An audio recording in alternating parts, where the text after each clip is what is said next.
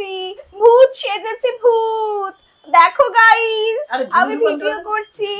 আরে ওর জন্য না, এতে খালি সেন্ট হবে এটা। আমার বর এখন ধূপকাঠি জ্বালিয়ে এফেক্ট ক্রিয়েট করা হচ্ছে। আমাকে কেমন লাগছে বন্ধুরা তোমরা জানাও, তোমরা নিচে কমেন্ট করো আমাকে ভূত সেজে কেমন লাগছে।